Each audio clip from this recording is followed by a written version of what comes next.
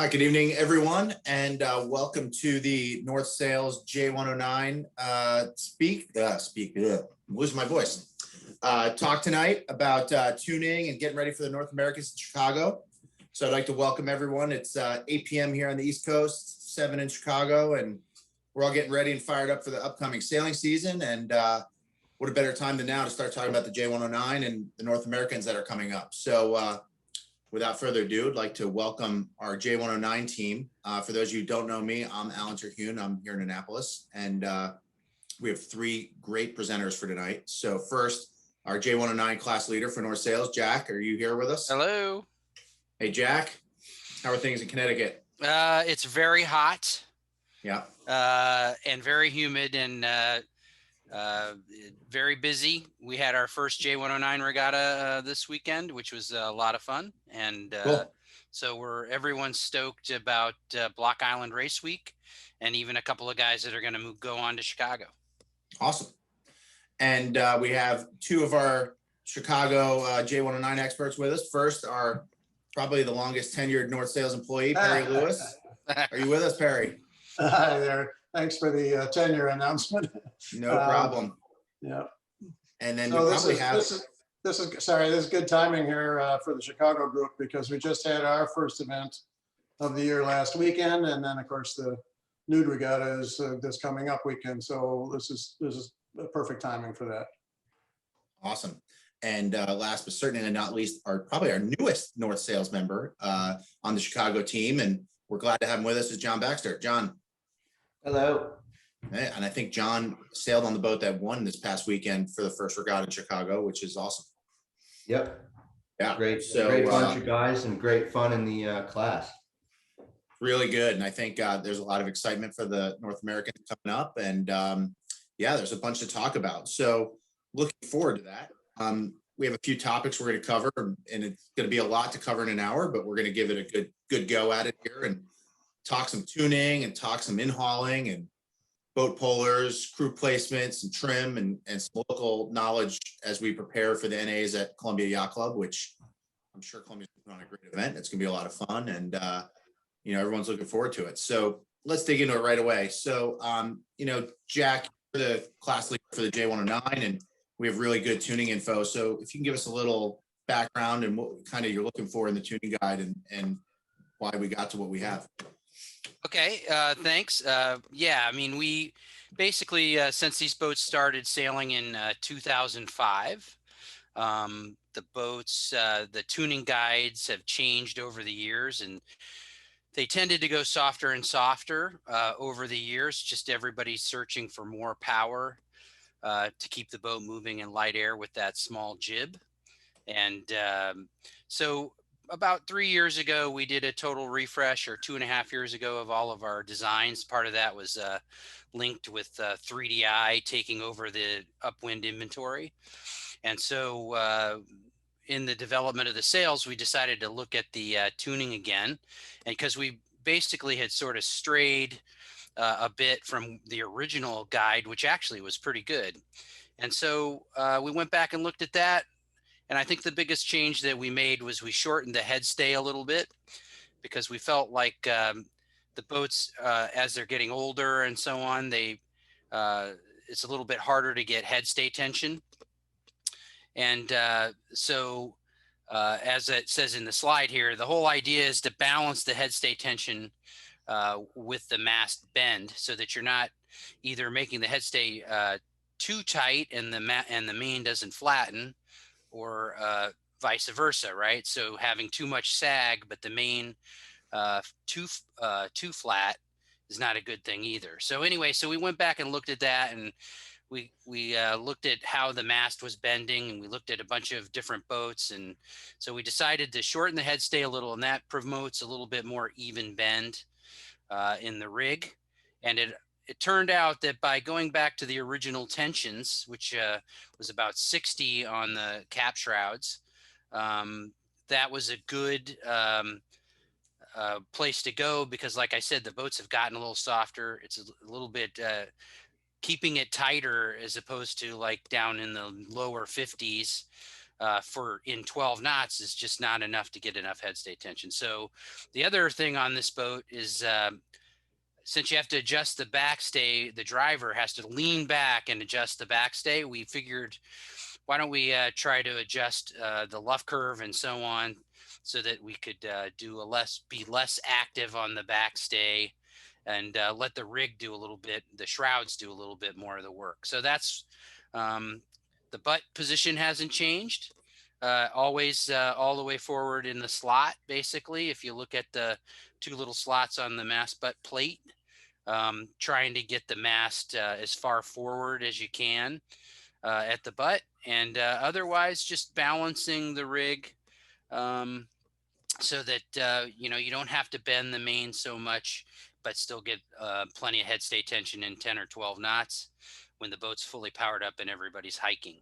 And then obviously you should step up and step down from there. And our tuning guide really only has 3 settings, but this is just a guide, so experiment yourself, obviously, with how you would grade up and down based on sea state. And or like this weekend, I know Perry and John told me you had the classic a lot of wind up high with a lot of shear and not much wind in the water. So maybe you would still be in a softer setting, even though your instruments may tell you that it's blowing 15. It's really more like the real wind on the water is somewhere down in the 8 to 10 range. So anyway, that's sort of the idea, just basically balancing the head stay versus the backstay, mast bend, I should say. And I think it's worked well so far, and it works really well with the sails. And if you have a boat that happens to have a Genoa like Perf, this tuning guide's better than the older class ones as well, because you can get the Genoa even keep the head stay straighter on that sail as well. Awesome. And John, I'm going to bring you in because you actually sent us this info over about, one of the things to do that I think is super critical in rig tuning is keeping measurements and how you do it here. And this is a really good example of what you guys are doing on these boats to make it so rig tuning is easy. So if you could run us through this real quick, I think it'd be awesome. Yeah, I think one of the things we found that, especially as these boats have gotten older, I think everybody's used to using the RT10 blues gauge, which is great. They're quite expensive. And the problem is, I think over the years, they tend to get a little soft. And so you might be seeing 50 on your gauge that's a 5 or 6 year old gauge, when in fact it's more like 60. So a lot of times that sort of lulls people into over tensioning. This is something that we've sort of, a number of One Design classes have adopted probably years ago. And it's just a very simple setup of, once you get the rig set to where you want it at your base setting, you can actually go and take a set of electronic calipers and measure the turnbuckle distance in between the bottoms of the turnbuckle screws. And when you get your rig really right, typically speaking, these measurements will be relatively close. I think it's better to take them in millimeters. But once you get it set, you could go and completely take the rig apart and put it back together and go back to these measurements, and your rig would be exactly where it was. So certainly for the beginning of the season, it makes it quite good for getting the rig initially set up. And then you'll also note that we draw arrows around the turnbuckle base, so that whoever's adjusting the rig can know, whether you're, righty tighty, lefty loosey, except for on the other side of the boat, it's almost counterintuitive. So having the plus and the minus marks with the arrows really helps make sure that you're putting turns on both sides instead of putting turns on one side and off on the other. Which has happened. I was on a J105 recently where the arrows were pointing in opposite directions on each side of the boat. So yeah, struggling to understand why at base they were fine, but in every other setting, nothing seemed to change. It was because they were just shifting the rig from side to side. So you're right. These It's pretty important to make sure that happens. The digital calipers are quite inexpensive as well. Yeah. You can get them at, pretty much at almost any hardware store. I would recommend measuring in millimeters because it tends to be a little more accurate. and you want to have a notebook on board. And, you know, when you get a setting that you feel is super fast, or that worked well for you that day, it's super easy just to take quick measurements. You can do it on the water, with the sails up. You can write them in your book, and you can go back to those settings next time you have those same wind conditions. Yeah, Yeah, I I would add two things to that. Can I say two Mhm. quick things?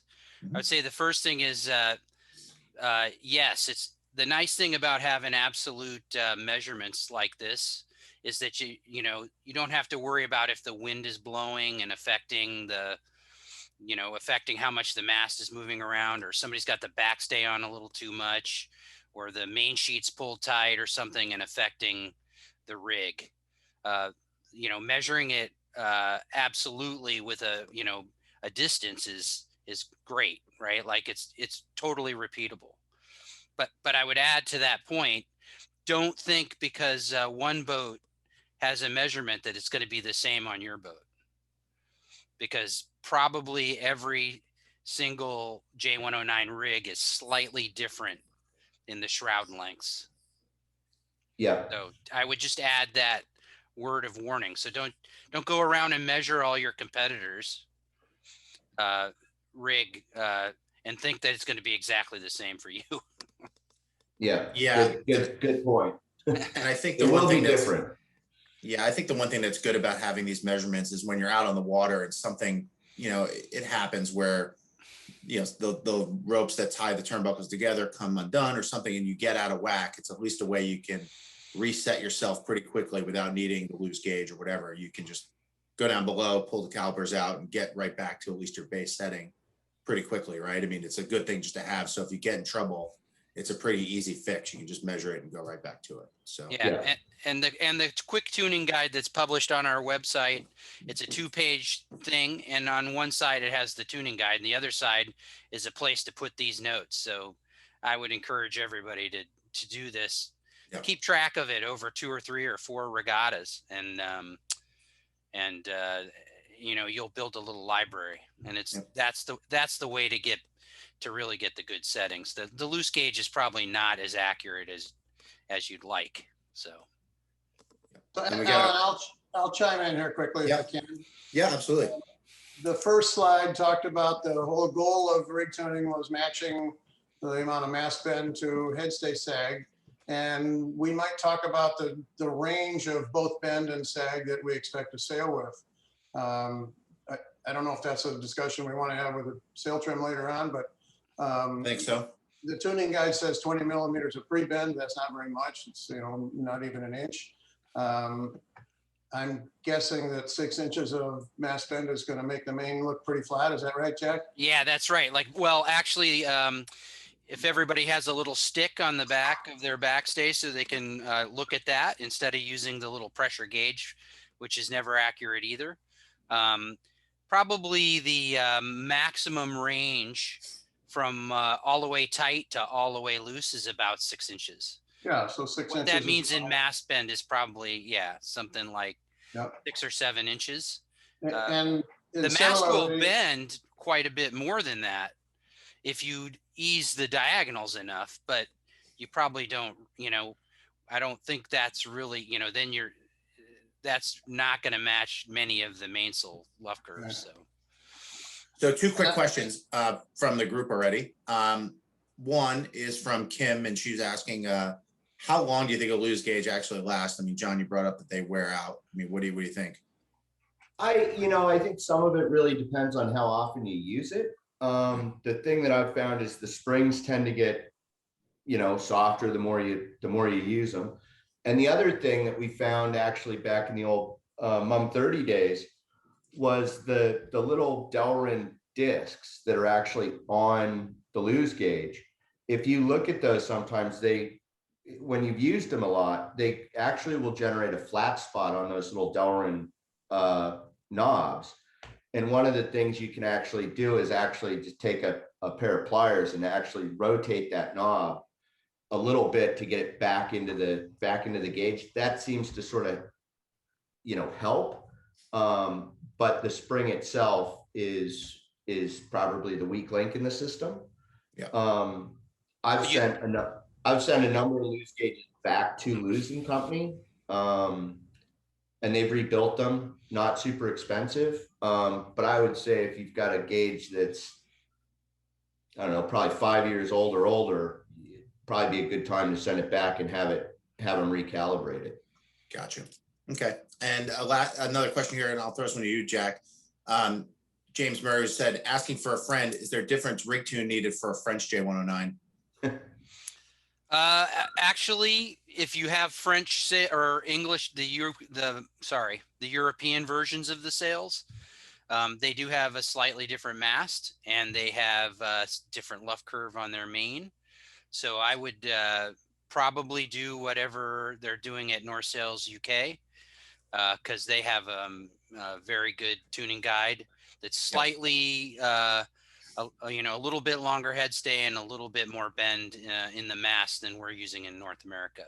So your mainsail, if you bought it in Europe, probably has a little bit more luff curve in it, so you want to do that. North American ones are slightly different, because the North Sails UK guys haven't really caught, mixed in with us on that. Gotcha. All right, we'll keep kind of moving this along here a little bit and change to the next slide here, which is a photo of some two-boat testing that was done a little while back in Newport. And one of the big things that were talked about and kind of learned about in that testing session was in-hauling.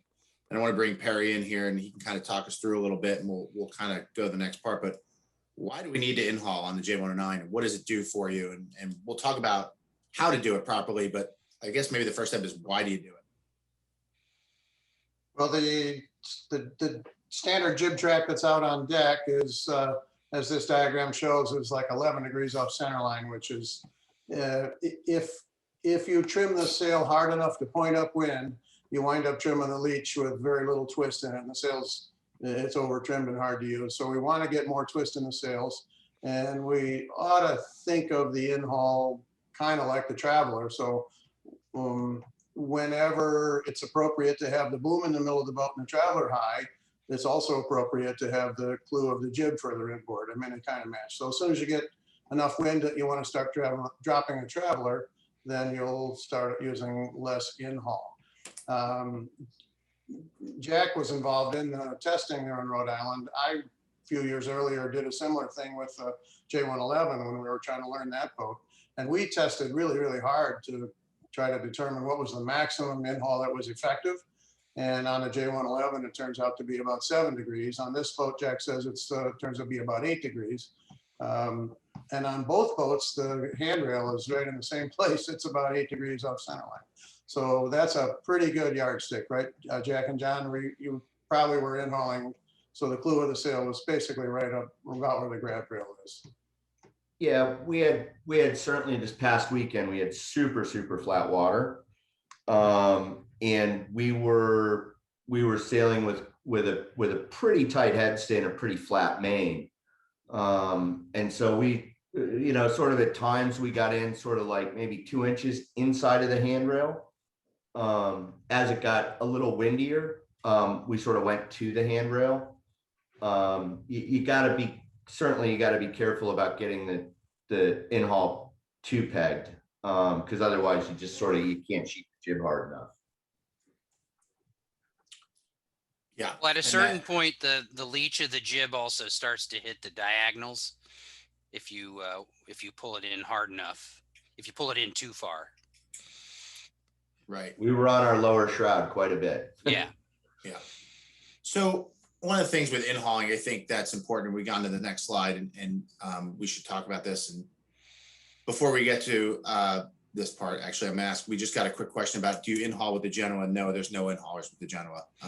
So it already is at 8 degrees. Right. It's in-hauled quite a bit. So, and it's got to bend around the shroud. So no, we don't in-haul with the Genoa. But with the class jib and you're in-hauling, one of the things that's a very common question is, well, how does that affect where the lead goes?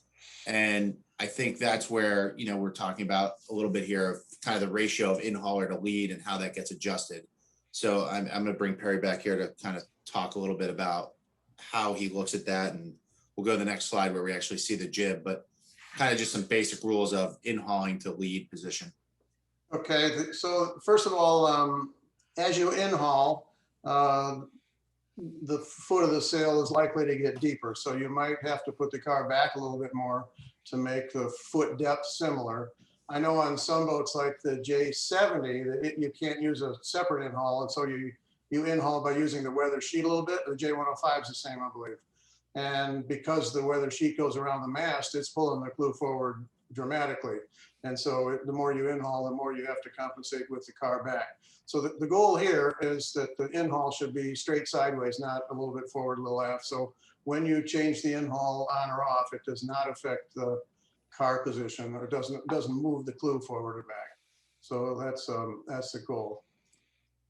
Got I'm it. not quite sure if that's what you're after there, Jack. Yeah, and I just think, it's one of these things, John was talking about earlier, and I'll ask him. So, you were talking about being 2 inches inside the handrail and then to the handrail. When you're doing that, I'm assuming, let's say you're easing the in-hauler, that's probably assigned to move the car forward. And if you're in-hauling more, you're probably moving the lead back, and just kind of how you do that, right? I mean, it's kind of like a. Yeah, I mean, really, we're sort of, I guess one of the things that we tried to, as a team, I tried to get the trimmers to really focus on was the fullness flatness in the bottom of the jib. A lot of times guys will pay attention to the top of the jib, which is, half a meter wide, and they sort of forget about what the bottom of the sail is doing, which is the widest part. And so really we were using the combination of the in-haul and the jib lead fore and aft, really to control the bottom camber in the jib. And that's one of the reasons why we put that fourth camber stripe down in the foot, because it gives you a super easy reference point. That even, I remember we were going upwind, and the owner that was driving at the time goes, we look a little, we feel a little underpowered, and the foot of the jib looks a little flat. Like he could see it from driving just because he was looking at the camber stripe. And the trimmer hopped down there, and we whacked on a little more in-haul, and actually moved the lead a touch forward and sort of really powered the bottom of the jib up. And he's like, oh, it feels much better. And, those were the things that we were really trying to focus on. And I think as a team, if your trimmers can start getting into that degree of being able to focus on that, it's really helpful. When it gets windy, the super windy, the goal is you sort of just try and get that bottom camber stripe damn near straight. Which again, exactly, like this is a great picture of, in-hauled, reasonably light air. You can see that bottom foot camber stripe has got a decent amount of camber to it. When it gets windy, you can drop that jib lead aft, and that camber stripe will pull straight or almost straight.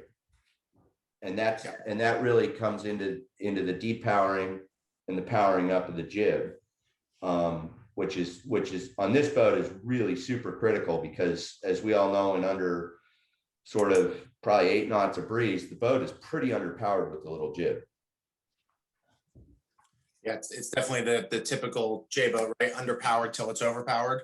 So it goes through that. But one of the things we talked about in practicing today, I think, Perry, you were talking about a little bit how you like to look at the middle bottom part of the jib in relation to the boat. You mentioned something about being parallel to the center line. Maybe you can go through that again real quick. Yeah, the right-hand photo here shows the leach profile of the jib vertically. And one of the things I always like to see, and I think it's probably true on almost any boat in any wind condition, is that when you're going upwind, close haul, that the lower part of the leach in this two-spreader boat, from the clew up to the bottom spreader, should pretty much parallel the cap shroud, which is nearly vertical. I think the spreader length and the chain plate base is almost the same. I mean, on most rig designs, that's pretty normal. And so if you look at the lower leach from the bottom of that picture up to the bottom stripe, it's pretty consistent distance. And in fact, one useful thing is in a tuning, we should put marks on the spreaders that are just visual aids for the trimmers to see. And if the maximum in-haul is having the clue at the grab rail, I would physically measure the distance from the grab rail out to the cap shroud. And then I would put the mark on the spreader, on the bottom spreader, that exact same distance in from the spreader tip. And that would be, if your maximum in-haul and maximum trim, that would be your furthest inboard position you'd ever trim the leech on the bottom spreader. And then for reference, you might put marks 2 inches and 4 inches out, or 4 inches and 8 inches, or whatever from there.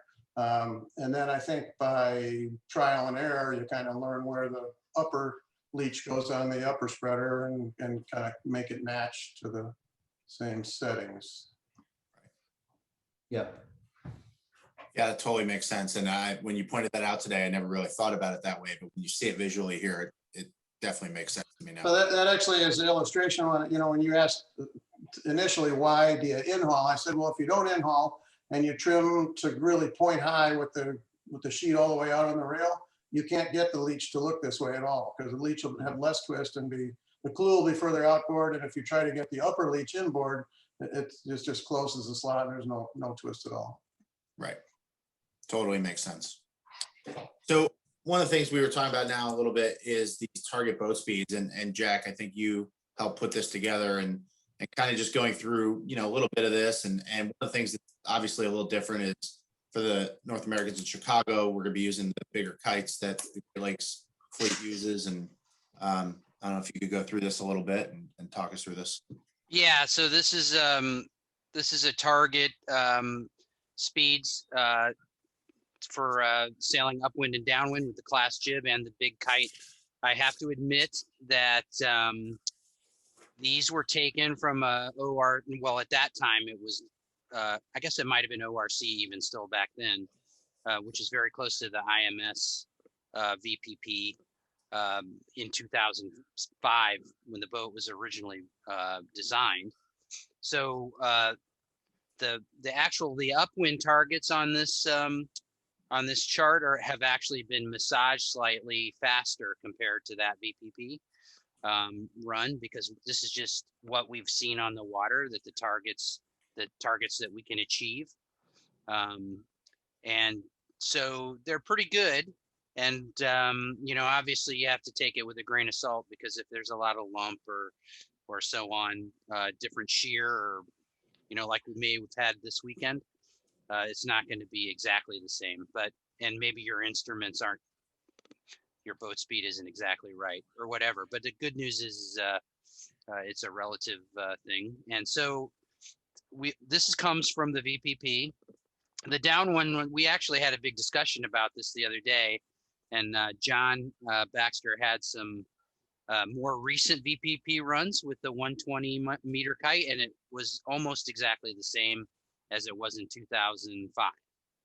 So we all looked at these and said, well, are you really going to sail 172 true wind angle in 16 knots? Probably not quite that broad. Like, it's hard to get deeper than probably 160 to 165 at the absolute maximum in some breeze. So got to take that with a little bit of a grain of salt too. But at least it's a target to go to, which is really important, because if you're not close to some kind of target, then you're off the pace somewhere. And then to me, comment that, yeah, go ahead. I'm sure most people are aware that upwind, you expect to point a little bit higher in flat water and have to power off and we'll look for the speed gain when it's sloppy water upwind. But a little bit is the same true downwind. If there isn't enough wave action to actually promote any surfing or any benefit, you should be able to sail deeper in flat water. And I think a lot of people miss out on that.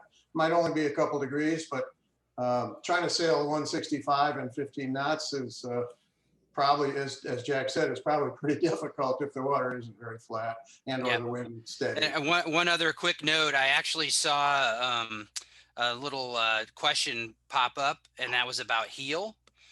And heel is really important, and that's why I included it on the upwind setting, because all of these J boats There's two things that you should really do to prep at the beginning of the year. And one is have some kind of bubble gauge or something so you can tell what your heel is, or if you have instruments that tell you heel. It's really critical on all of these J boats that you know how much heel you have. And the second thing that's a really good thing to do is to, if you're out of the water or if you can get the measurement, basically figure out how much 4 degrees of rudder angle is and mark that on either side of the center on your wheel. Because these boats like to sail flat and with minimal rudder angle. Then the straighter you can make the rudder with, and keep the heel proper by adjusting your trim and your sail plan and your weight, the faster you're going to go. Yeah, I think it's true. I glad you brought this up, because I think not only is having the correct heel angle, but constant heel angle, I think on these boats is just critical. So, working hard to make sure that the boat's not going, heeled over flat, keeping the correct heel angle constant is really a key to going fast, and really any boat, but these boats especially. I think you're spot on. We got one more question, and we'll actually probably get to it a little later. We're talking about downwind, about easing the tack up on these bigger kites, but maybe when we go to these other photos here, we can look at it. So speaking of that, why don't we just go right to it? So let's talk a little bit about upwind trim. We got, one of the top boats here in this photo. It's a really good photo. So I don't know which one of you guys wants to jump in here and talk about what you see, but I think there's a lot of good stuff here in this one.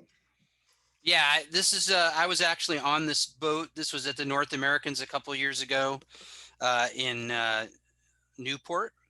And you can see, even with one leg, he's able to balance up there. And this guy, Carl Olson, was a very good J105. Well, first he was a 40-foot sailor, then he was a J105 sailor. And this guy really knew how to sail these J boats. And if you look at this picture, you can see that the boom is right up on center line. Everybody's hiking. The boat's completely powered up. He's not dragging the back of the boat in the water too much. And he probably, if you could see the marks on the wheel, which you really can't, actually you can sort of see the red mark right there. How much rudder angle do you think that is? Probably not over 4. So this is a perfect example of what we were talking about on the target discussion. Yeah, and I think and we'll go to the next one where you see some side-to-side photos, but here's some light air side-to-side. I think John, you guys were both talking about these photos earlier about what's going on here. Yeah, I think you can, I guess certainly on the bottom one, in general, the whole crew needs to move forward about 2 people. You can see that the bow's up. And you've even got a guy sort of sitting there, and you've got 1, 2, 3. You got three people in the cockpit. One of the things we were really cognizant of this weekend was trying to keep the weight out of the cockpit and making sure that we kept everybody forward. In light air, it's a big deal because, again, the boat's underpowered, and if that transom is sort of always in the water, it's just creating drag. So you try to keep the weight super compressed on the rail and forward. I mean, I think we certainly had some light air goes, and I think we had upwind. I think we even had 2 people forward of the shrouds. Yeah, and the other thing is too, make sure you got all of your gear and so on. I mean, this is not everybody knows this, but you should know this, that if all of your sails should be right by the table, either on the floor or side to side even. You should have your anchor right at the base of the mast, and your ice chest, if you can, slide it forward towards the, if you're not using the ice box. I can imagine Chicago isn't always super windy in the last couple weeks in July, so there's a good chance that it's going to be light. So just get all of the weight out of the ends of the boat and in the middle. So I would just chime in that the time when that is really super important is the more wave action there is. So light and lumpy, or even windy and lumpy, having weight in the ends is, that's a lot of energy. The boat's got to move around, swinging up and down. So in flat water, like these pictures show, it's not as critical, but it's still helpful to get all the weight centered in the middle of the boat. So in this picture, both of these boats have the crew not centralized in one location. They're kind of scattered front to back. The boat on the hip there does a little better job of 4 people kind of bunched together there. But again, in wave action is when that'd be really, really important to get everybody Yeah, together. and you can see the bow is right out of the water in the closer boat. Right. And I think that's the key. Got to get the back end of the boat out of the water for sure. And Sure, I think Gary, John noticed as well that he didn't have his traveler up. If you go back to that picture. Seems like the guy closest it looks like his boom's down, is where the guy above him has got his boom up. And Yeah. One of the things another thing that we focused on this weekend is it's amazing at how hard you got to sheet the main when you start going flat on it. And our boom was never below center line, and we were sheeted quite hard off and on the main. And every time that our height seemed to suffer a little bit, I was always like, no more main sheet. And lo and behold, the sort of bow would come up as soon as the main sheet came on. So John, let's talk about what hard sheeting looks like. You know, the old rule of thumb was the back part of the upper batten parallel to the boom is kind of a good starting point. But the other visual indicator, of course, is the telltales on the top batten and or the second batten. I know on a lot of boats that are underpowered or under helmed, you need to, in light air, you need to trim the top of the main hard enough that the top batten string stalls most of the time. And was that what you were wind up doing here this weekend? Yeah. And I think that, I mean, yes, we were definitely doing that in the light air. I think more important in the heavy air is I notice a lot of boats tend to drop their travelers and they sort of go really soft on their main sheet, which and they're probably not aggressive enough on their backstay. And so they're sort of sailing around with the traveler down in a full main, which just loads the front of the boat up because you got a jib sort of, you know, hauled in hard. And that sort of doesn't give the driver anything to grip onto to get the bow up. Yeah, John, for sure. On this boat, the way the main sheet geometry is and the way the traveler is, when you're starting to try to depower with the traveler, and you're saying what ends up happening is they end up easing the sheet too aggressively because you actually have to physically shove the traveler down. Right. Because it has to do with the geometry of the sheet. And so that I would say that the thing that people don't do that they should do is vang hard. And then that way you can keep the traveler a little higher and ease the main sheet when you get in the heavier condition. Yeah, like on the J111, I know it's a different boat, but I don't think the traveler ever goes below center line. Like that's down, is on the center line. I think when it's anything other than that, it's up. And then actually when it gets even windier, sometimes we pull it further up so we can ease the sheet and keep the boom, you know, closer to center and let the top off, you know, kind of spill on the top of the sail. Whereas if you drop the traveler too far, you just, in order to keep it from luffing, you end up oversheeting it or like you're saying, undersheeting it to get the traveler down, but even slide down. So it's I don't know, I think it's pretty tough to get the traveler much more than a car width or two below center line and have the boat set up correctly. It seems like, yeah. So let's just move this one. We'll come back to this other question here in a second. But, you know, kind of going forward, now we're getting some better photos of crew placement here in the light air. So, you know, this boat looks like everyone's kind of bunched together. People are getting out of the cockpit, right? I mean, that's what we see here. Yeah, and I think they're just getting forward. But I think the other thing is, in this case, they've got everybody on the leeward side forward, but really you should have the first person in front of the shrouds, and the other guy is already like halfway back the window there. Those two guys that are aft should be down below and down at the mast.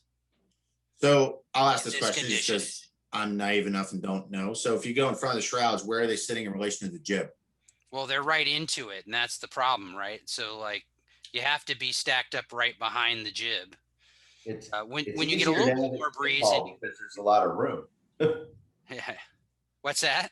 It's easier now with the in-haul because there tends to Yes. be a fair bit of room between the clew of the jib and the lifelines. Right. So it looks like this boat's not even really in-hauled as far as they could be. So maybe that guy could wedge himself in there. But This But photo might I have think been the big pretty thing in-haul. is that the aft two guys should be down below. If it's this light that they got everybody there, send those two guys down and get them forward. And that because you can see the transom is dragging a fair bit.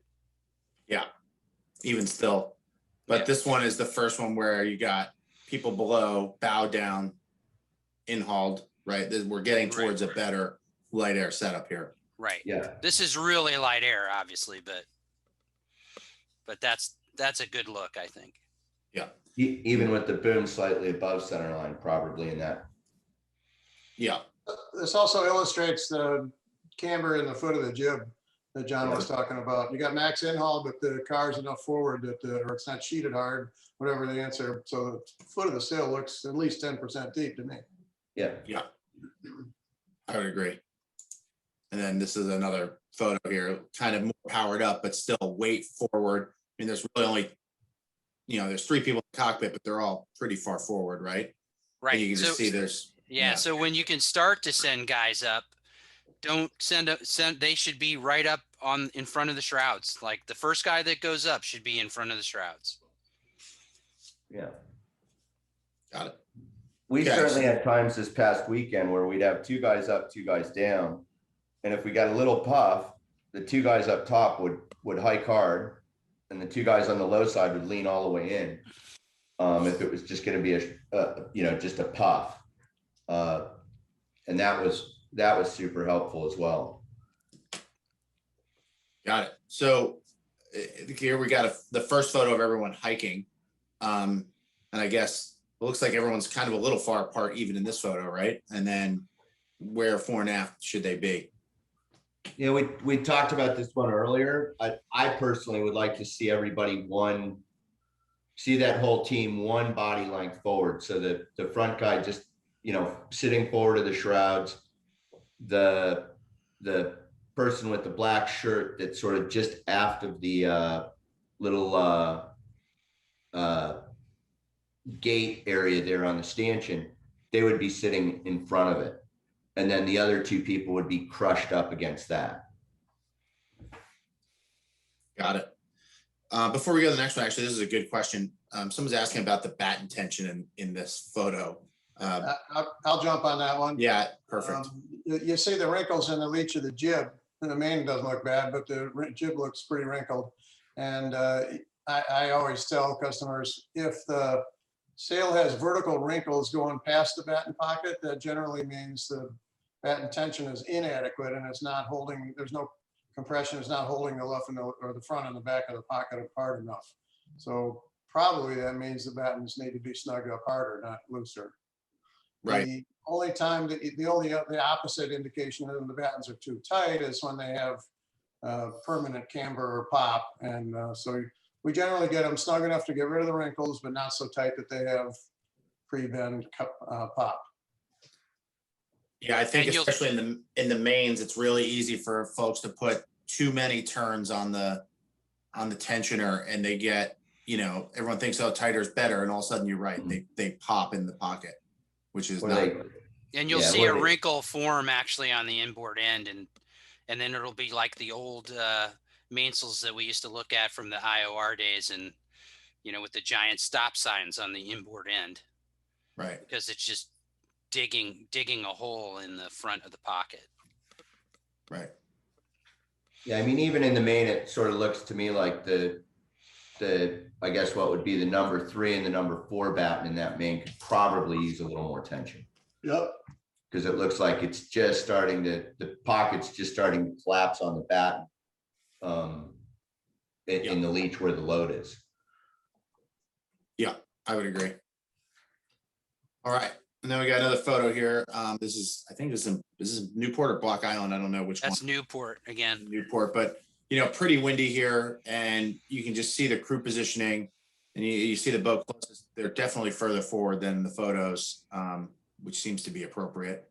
And, I guess the boat furthest to the left here, their crew is pretty far forward. The boat on the right, they're not as far forward. They're definitely spread out, right? So I think you kind of see the crew dynamics of how important it is to move crew weight around and do that.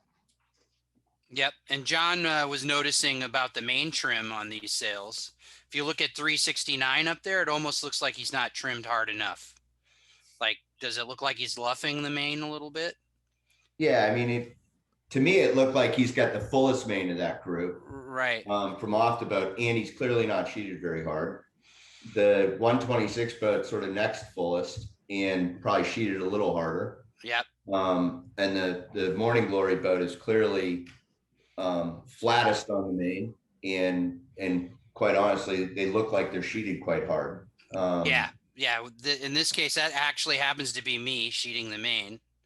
And in this case, we had it almost over bent. You can see the wrinkles coming from the clew to the middle of the mast.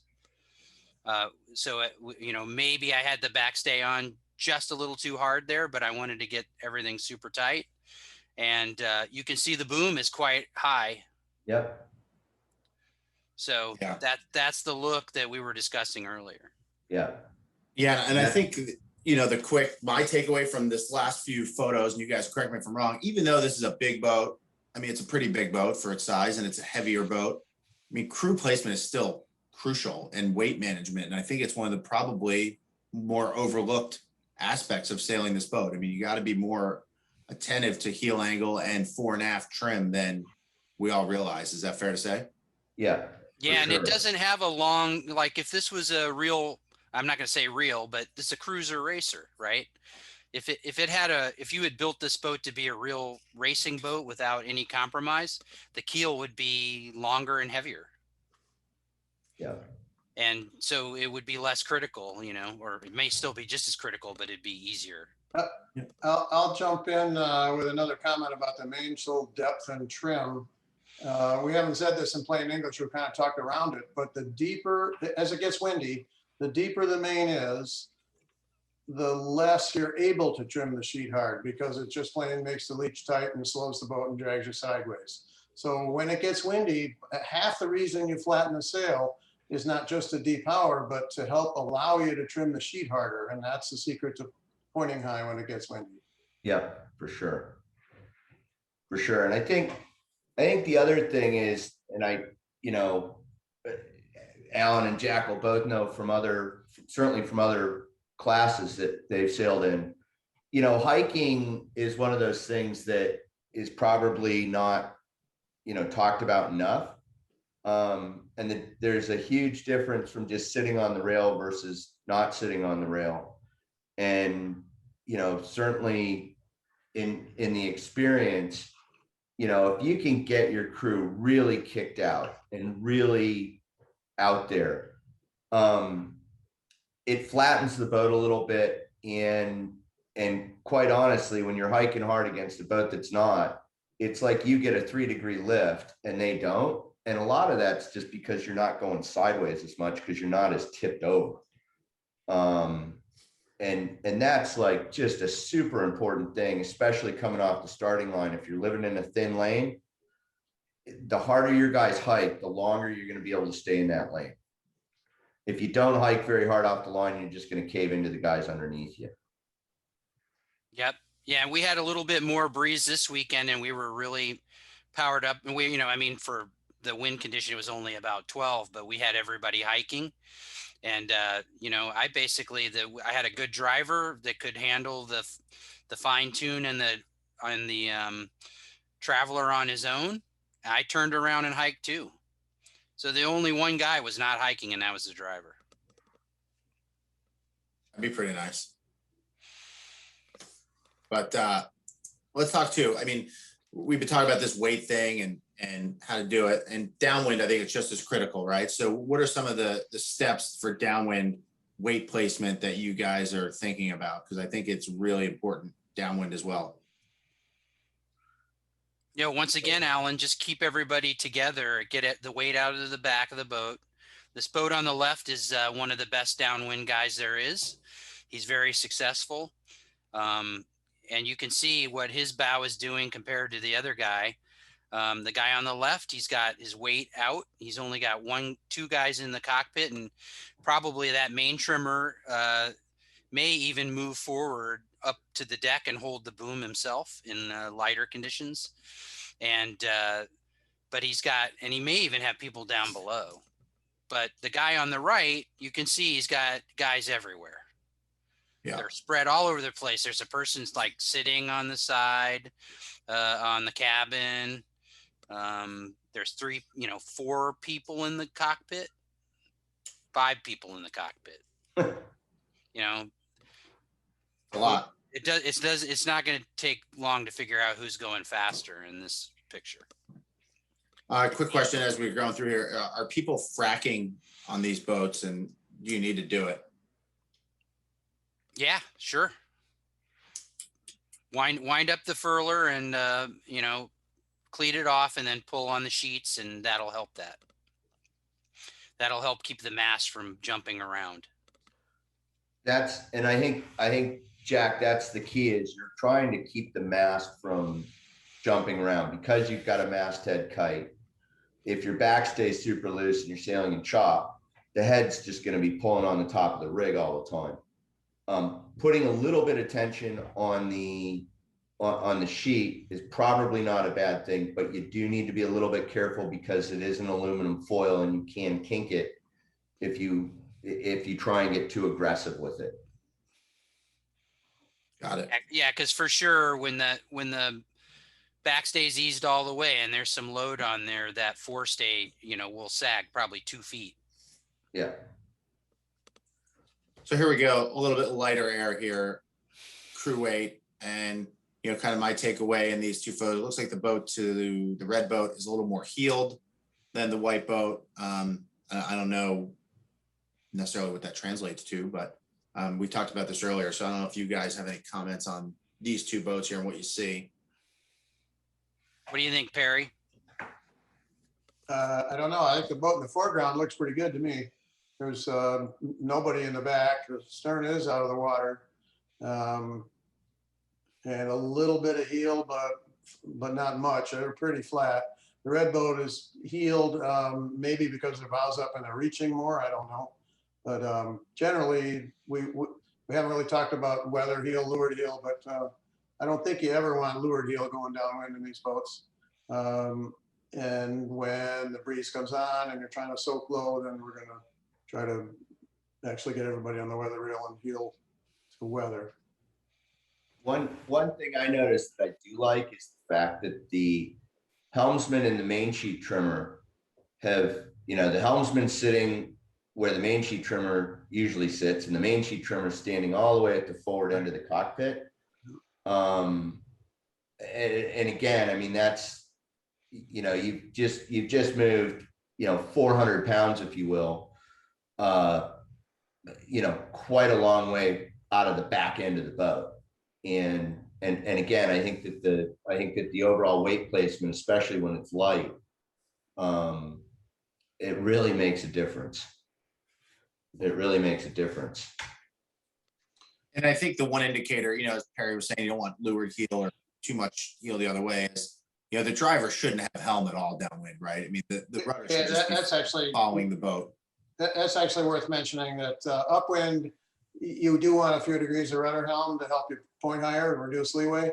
But as soon as you go off the wind, any rudder angle is all just drag. So you do whatever you can with the weight placement to neutralize the helm and keep the rudder in the middle of the boat.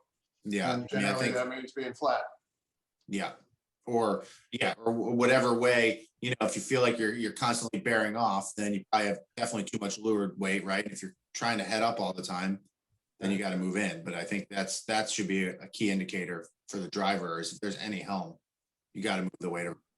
Well, I think that being said, you might want to have maybe 2 or 3 or 4 degrees of heel if it's like under 6 and you're just reaching at that point, right? Your VMG, right, trying to VMG to just keep the boat moving, in which case you want to get that weight forward and to leeward to get just basically lift the transom right out of the water. So we got good photo here, a little more pressure on, right? Crew weight's forward, windward. Everyone's kind of, looks like it's good, not dragging the stern here. So one question, we're gonna go back to an earlier question from here, is letting the tack off. So with the 120 square meter kites, are you guys still easing the tack off like this or not so much? What do we do with that? I mean, in my experience, we never have. The kite's obviously quite a bit bigger than the 108 and it's a bit wider. And sort of found anytime that the tack line's not down, that the whole sail just tends to sort of wobble around a little more. And I think with the tack line down, it just tends to really sort of lock the tack in, and keeps things from waffling around. I haven't sailed in years with a 108, so I'm not really sure, other than smaller kite, it's really important to get it out from behind the main. Well, I think the key thing there, it just goes back to the sea state. Like in this picture, this was the day that we had the 2-boat testing in Narragansett Bay, and you know, the breeze builds when it turns southerly in Narragansett Bay and Newport. The wind comes and it doesn't get too choppy, and so it was nice and flat. So you really could get that rotation by easing the tack out. And you can sort of see the tack angle on the tack there. It's turning more to a V instead of an L. You know, that just gets more and more kite. So maybe it's more critical on the 108 just because it's got so much, you know, 10 square meters less or 12 square meters less of area, and you just need more juice out to windward. But when it gets choppy, it's not as good to ease it out, because then the boat is, you know, basically chasing the tack around as you jump around in the waves. Right. But it does work to definitely get the kite out to windward in, you know, even in 12 or 14 or 15 knots, to have it up pulpit height. It makes a huge difference on how much the sail rotates out away from the main. One of the visual aids that I've always used is I watch the angle of the tack line up off the sprit. And if the tack line comes up vertically or even angles to weather a little bit, then it's generally a good thing, because you're getting more of the sail to rotate to weather. But when you ease the tack line up, if it goes to leeward at all, that's all bad. Right. Yeah. Absolutely.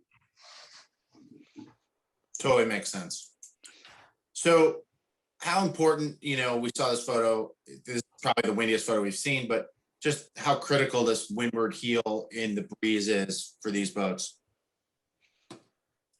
Yeah, absolutely. It's keeping the keel and the rudder, you know, as straight as possible. Obviously you can't turn the keel, but the rudder straight as possible. And you're basically steering the boat with the weight, right? And you're projecting more of the sail plan to weather. All good. I think this is another one, you know, where we can talk a little bit about the tack line, because you see that the boat in the foreground here has got his tack all the way down, and the guy sort of to leeward of him has the tack line up, and as Perry just pointed out, to me anyway, in this photo, it looks as though that other boat's got the tack line almost going to leeward. It looks like it's on a little bit of an angle to leeward. That's probably not a winning situation, especially when these two boats are that tight. You know, and in terms of the crew weight, the other thing I do like is the fact that the foreground boats got their crew sitting on the rail. They're not standing, they're not crouching on the deck, they're actually sitting on the rail. If they get a lull, they can roll their backs in. And if they get a big puff, they can actually, like the middle guy's doing, he's actually hiking out against it. These little weight movement things can add up to boat lengths on a run. And again, it's probably one of those things that tends to be more overlooked, but certainly the more aggressive you are with the weight, the more boat lengths that can turn into. Yeah, I couldn't agree. I think the crew's realization that their weight placement and their activity in placing their weight around the boat and helping basically work the boat around the course is just crucial. And once everyone starts seeing the impact, you just realize how much fun it is to do, first off, and second, how rewarding it is for the whole team. And you basically see when all 8 people are kind of, rowing the oar in the same direction, just what a difference it makes. Makes the trimmers look good. It makes the driver look good, right? It makes everybody look good because the boat is just fast. You see it effortless, but people are actually working really hard. So as the title of this slide shows, generally windward heel is good anytime you're trying to soak and sail really deep angles. And if you're able to tip the boat over to weather, you should be able to sail a couple of degrees lower than if the boat's flat. That's the whole goal. Agree.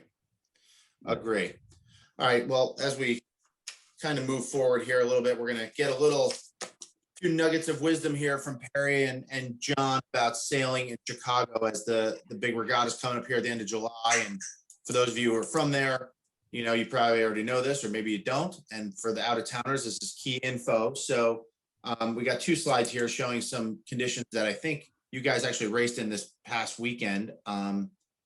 And I know I've seen this in Chicago quite a few times, and Perry's explained this to me about 50 times. I still don't do it right. So, one of the typical things is, I guess, the southwest wind coming off the city. And Perry, talk us through this a little bit here. So, there are 2 general weather peculiarities in Chicago that I don't think you see in most other parts of the world. And one is how the thermal sets up and how it behaves. The classic meteorology says thermals always happen closest to the shoreline itself and are strongest near the shore. And in Chicago, for whatever reason, we don't pretend to know why, it does not happen that way. The prevailing southwest breeze does carry out away from the shore a ways. And if there is a thermal, it's usually further outside. So that's something we'll talk about for a couple minutes.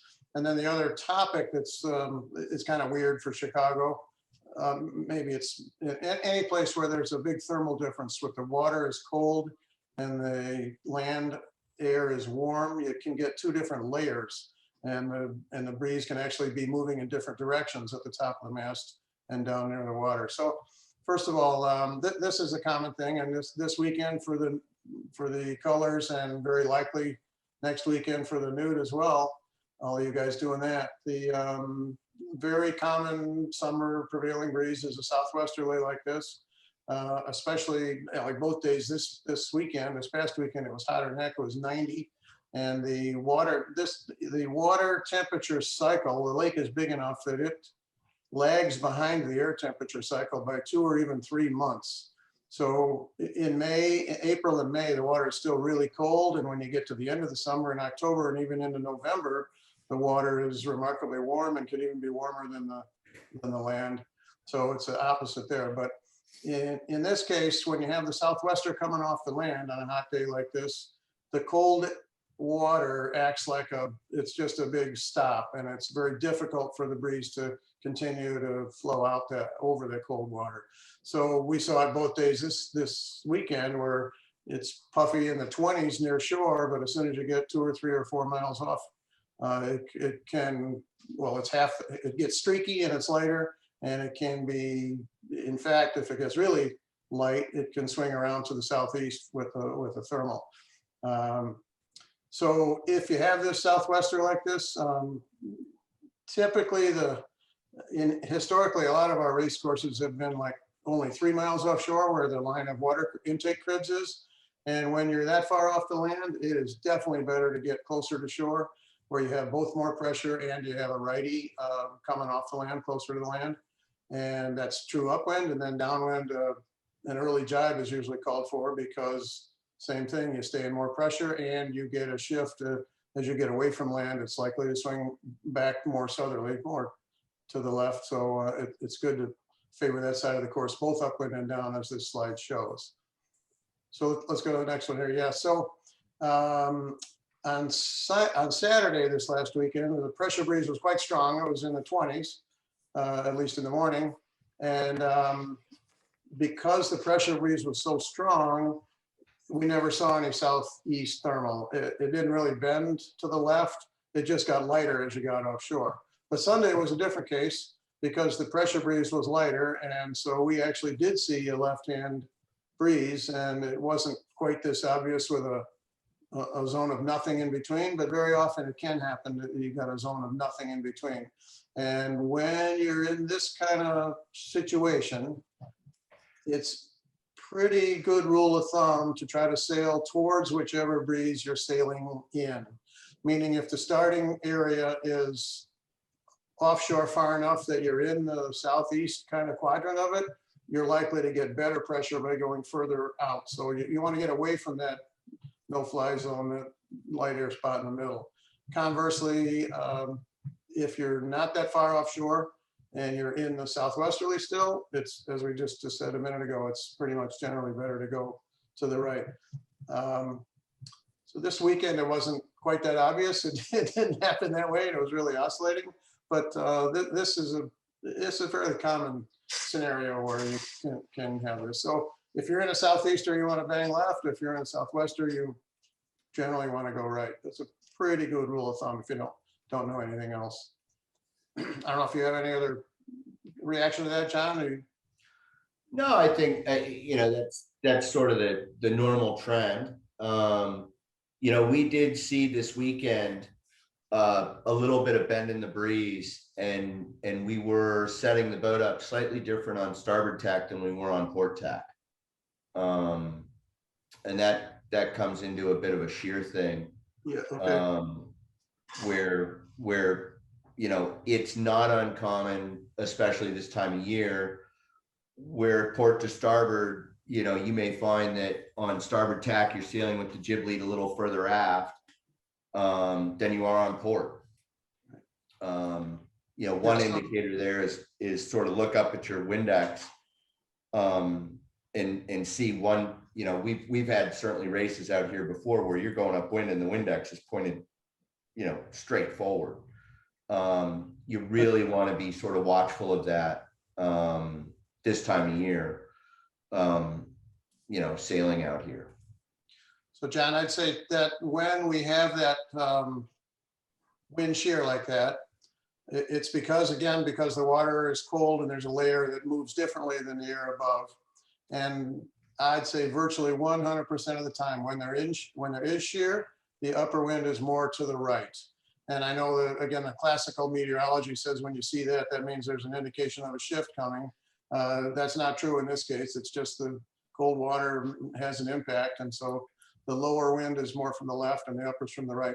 One little trick I like to do pre-start to identify how much, if there is shear and how much, is I go head to wind with the main up and make sure the boom is in the middle of the boat, and then look up at the Windex. And very often the Windex will be on the Sunday this weekend. We had, I'd say at the beginning of the day, we had as much as 25 degrees of shear, meaning when the boom's in the middle, luffing in the middle, the Windex was aiming 25 degrees to starboard.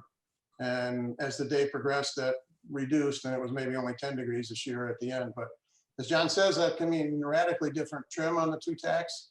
And it's always, because it's to the right up high, it's easy to sail fast on starboard tack because your top of your sails are reaching, and you can have the jib car back. You can aim, you can steer the bottom of the jib quite thin because you still have plenty of power in the top.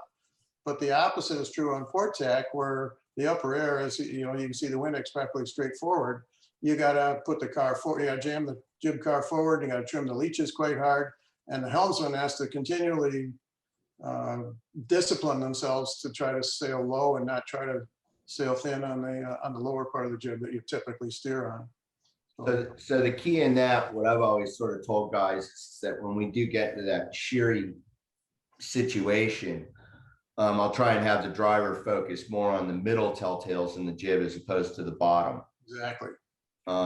Because it's sort of a better rolling average, if you will. So it might be worth mentioning that, you know, the North Americans are at the end of July, and by then the water does get warmer, but they're I think there's still a decent chance that there might be a day or two in the regatta where there's still enough of a temperature gradient from land to water that you will see some of this thermal effect. I think you probably will for sure, because just thinking back of the few regattas I did there that were in August, Yeah. we would still even get then in August. And the let alone lighter, July.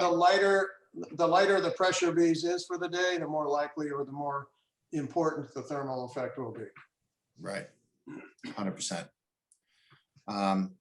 Well, before we sign off here for the night, one of the things we wanted to remind everybody is we're thrilled to be sponsoring the regatta at Columbia Yacht Club, and I know all three of you are going to be on site at the event, right? Yeah. Oh, yeah. And you know, we're really looking forward to helping the class and do some things. There was a few reminders that, you know, don't forget to, you know, for those of you from outside the area, or I guess those from the Great Lakes, you know, to register your 120 square meter kite and get the class button and do all those things ahead of time. And I guess there is going to be a class measure there, so make sure all your stuff is up to snuff. So when you get to the event, you're not focused on measurement issues and sail tags. You guys can focus on, you know, getting practiced up and get your crew ready and doing all those things. And I think we're doing, Jack, what are a couple of the other things we're doing to sponsor the event here? I'm trying to remember off the top of my head. Well, but- I know Perry and John said that we're going to have overnight repair, I believe, right, guys? Yep. So we'll have a guy on call or a couple guys on call in case there's some carnage. Also, like I'm going to come out and help out however I can. I think we talked about maybe trying to have some kind of dock talk in the morning before racing. Yeah, and I think one of the things that we haven't quite gotten the full detail on yet or fully sorted is I think we'd like to try and run, you know, potentially if there's enough boats out sailing, we can hopefully have some on the water coaching with Jack and whatnot going on, which is always helpful the day before. Well, I think the key here is that, you know, we're excited to sponsor the event. We're fully invested in helping the J109 class, and that the three of you guys are here, all of us really are here to help, you know, the best we can. So don't be bashful about reaching out to us. And just before we sign off, you know, I want to thank everyone for listening, and definitely thank the three of you guys for all your knowledge and help. And I think, you know, I learned a lot, and I don't sail J109s very often, but, you know, all these nuggets that are here, you know, it's really crucial to get better. And hopefully if you watched it, tell your crews to watch. It's going to be on YouTube later. There'll be links sent out. And, you know, it's really great that you guys took the time to do this for everybody. So I can't thank the three of you enough. All right. Thanks. I'm excited to come to Chicago. I want to get some deep dish pizza. Yeah, That's the thing, right? we can do that.